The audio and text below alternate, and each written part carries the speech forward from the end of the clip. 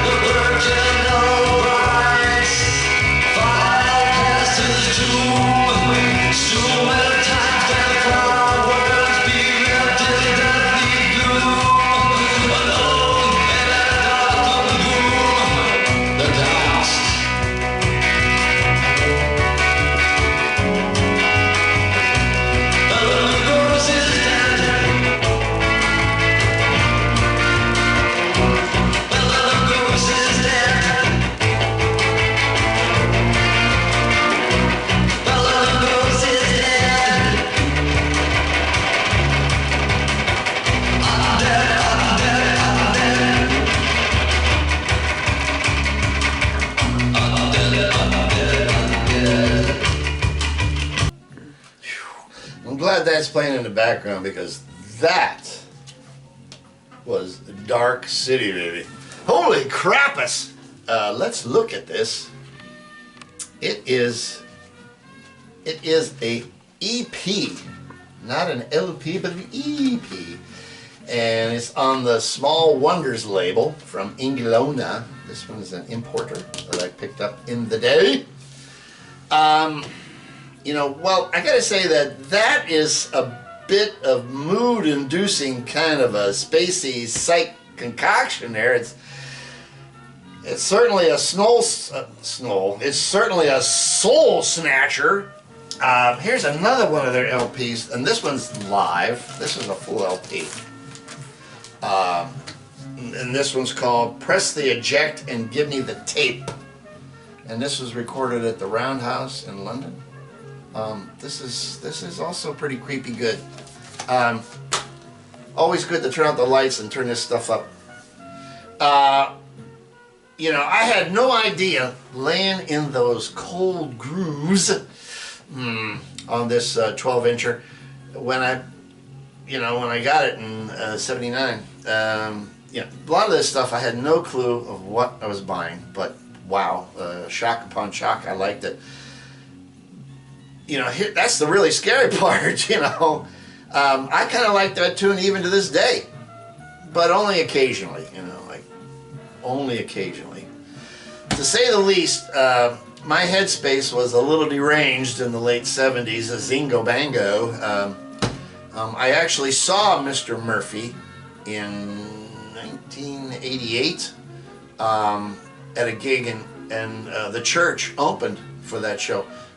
Wow, that was a good one there that night. Seriously, you know, if you want to talk about goth for just a split second, well, there's a lot of goth bands out there, and we're gonna drag a few more out.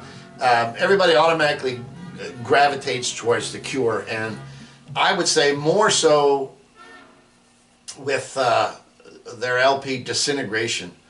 Wow, that, you know, you can't get any darker than, you know, than the middle of the night with no lights on. I mean, that's a dark LP. Anyway,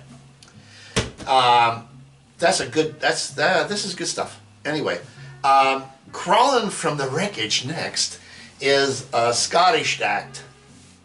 Scottish act. It's a band that's more on the loud wall of delirium of fuzz and overloaded reverb, and they're called the Jesus and Mary Chain. They were formed by two brothers, Jim and Bill Reed, yeah, in 1983, and they were from I think they were from East Kilbray, wherever that's at. I don't even know where West Kilbray's at. Anyway, it's in Scotland, let's put it that way. So, and you know, it gets pretty, you know, Braveheartish up there with the Scots and the Sagas and the Haggis and the... Hey, the brothers are recognized, these two guys are recognized as the purveyors of shoegaze and noise pop. We talked about shoegaze before. The sharp-edged approach to recording made these cats better live. Well, they made a better living in the United States, or United Kingdom, I gotta say, than they did over here. So I'm gonna drop down hard on a sample from their first LP in '85 called Psycho Candy, and the tune is gonna be called I think it's called The Living. Oh, it's The Living End. So, just keep your seats, cause the zombies will be here soon!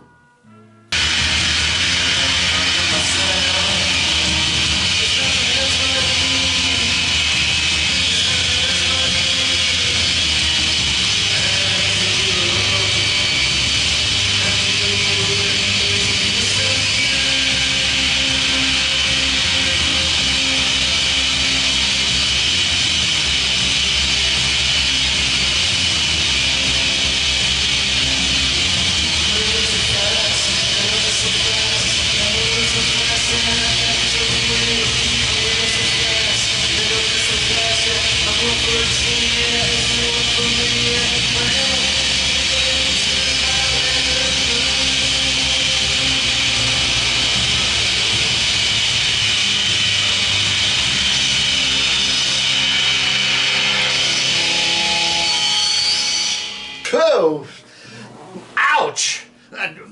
Needless to say, this is another LP that I had no idea what I was getting, and once I dropped the needle on it, I didn't know what to make of it. This is it here. Here's the back side. Okay. Let's see. Okay, let's start with it like this. All the songs are on maximum volume overload. They sound loud even when the volume is down. Does that make sense? Well, it does to me. You know, let's talk a little bit about this genre, shall we? For the unfamiliar with shoegaze, it was a sound created in England, of all places, duh, and it was made by overdriving the volume with the band's frozen in position on stage. All the sound textures were obtained with foot pedals, and there was like a fuzz box and phase shifters and modulators and reverb. Ergo, they were always staring at their feet because the foot pedals was how they got their sound. So they, you know, figure it out. Shoegaze? Oh, there's the fuzz box. Hit that button. There, enough said. Dig on that. Interestingly enough, this first LP from these Hagaseks, you know, they broke out bigger with later LPs in the States, but this one got the whole scene really rolling for the most part. I could be wrong. I don't know much about that whole genre. It's another word that I'm just tossing around like washcloth. I don't know where that's all at. Anyway, so okay, so let's move on to another dark point of our collection, and it's called. It's going to be an industrial crunch, shall we say? Let's take an expedition back to '85 and hear a band called the Sisters of Mercy. Now, they were the real instigators of that nightmarish scene of industrial rock. So let's just indulge our senses with a slab of vinyl called First, Last, and Always. And this hymn to the dead is named Black Planet. So trick or treat!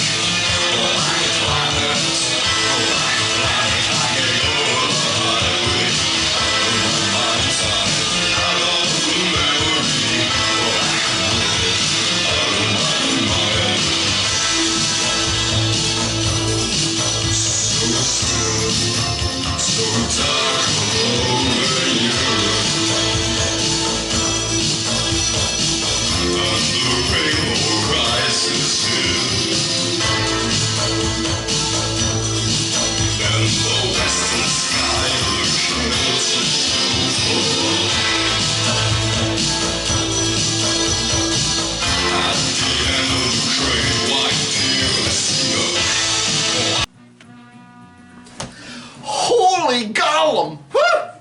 These pallbearers really know how to put the G in gloom. This is the LP, and it is. Oh, it's got an insert. Oh, well, look at these guys. They're kind of creepy. Yeah, whatever. I don't know.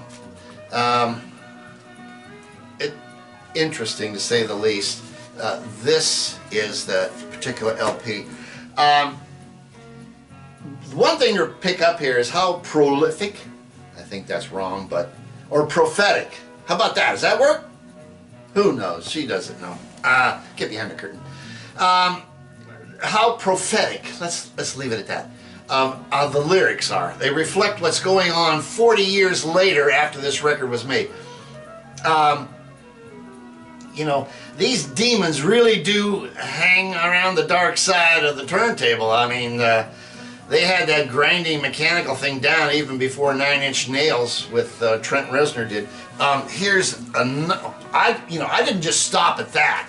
I wound up buying an EP, and this one is another gruesome bit of vinyl, and this is a 12-inch 45. And these are all imports, and this one's just called The Sisters of Mercy. Oh, A Merciful Release, this is called. And then it came with a 45. Wow, you know, how much gloomier can you get? They're still around. I guess the singer got back together with the guitarist, and they're going to do something. I don't know what. Sidebar here, sidebar. I actually... I didn't see these guys, but I actually witnessed 9 Inch Nails in 1989 and lived to tell about it. A friend of mine said, hey, we got to go see these cats. You're going to just lose your socks. They were in San Francisco, and of all places, they were in the Haight-Ashbury neighborhood at a place called the I-Beam. Wow, these guys were some really dangerous noise. I mean, no, really, like nothing I've ever seen before or since, with the loudness and the cacophony and the callousness of their presentation. And I don't think Trent's anywhere near that anymore, since he's sort of been doing a lot of other stuff, but I don't know, I don't pay much attention.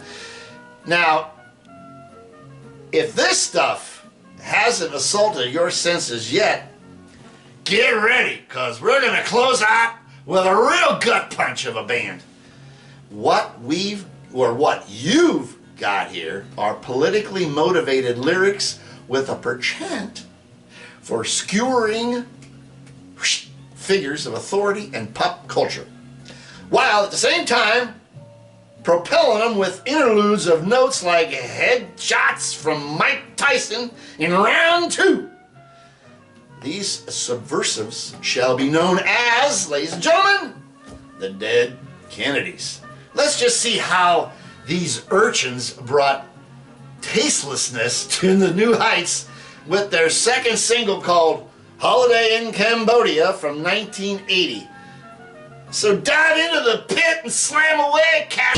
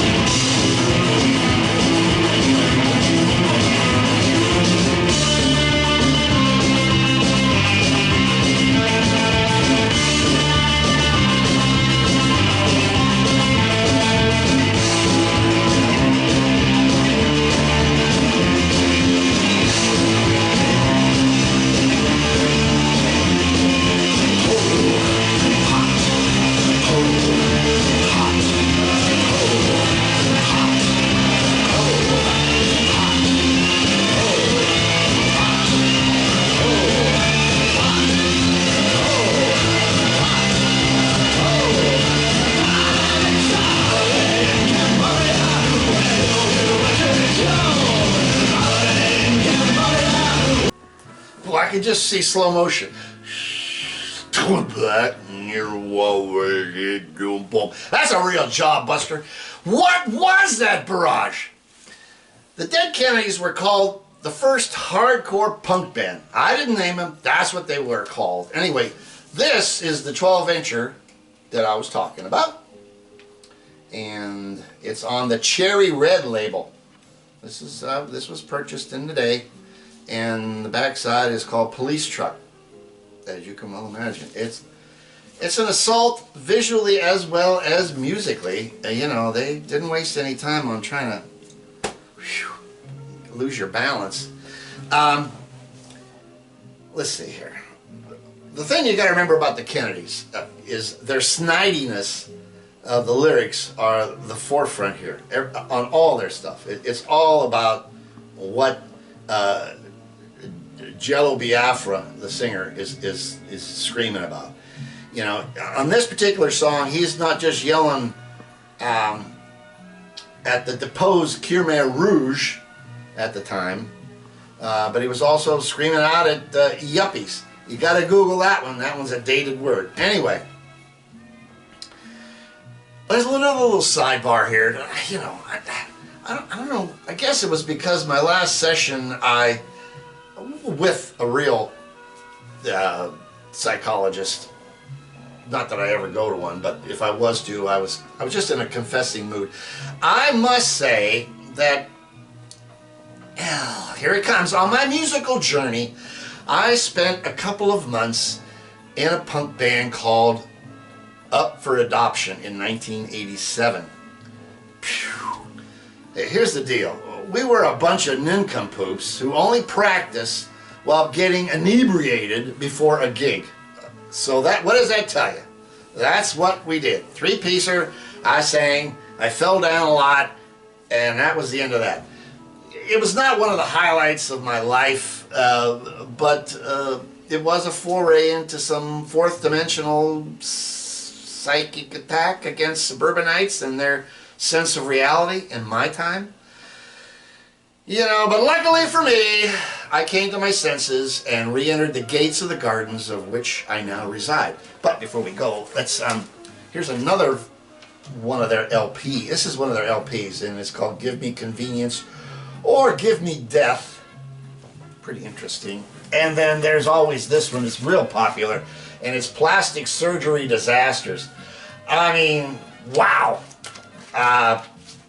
Not on the turntable a lot anymore, but at one point in time, very short period, I was off the hook, and Nancy can vouch for that. Yep. Hey, stop it though, we didn't need that.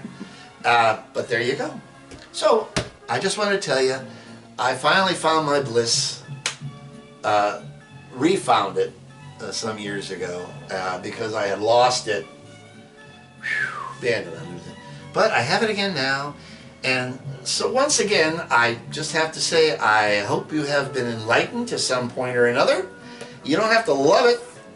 It's just enlightenment. It's education. It's what's in the book, and it's what I'm talking about. I really have a very crate, and I'm just trying to show you what's in there. But don't worry. There is some steaming psych coming down the track next, because I need it. And before you get the lowdown on today's bumper thingy,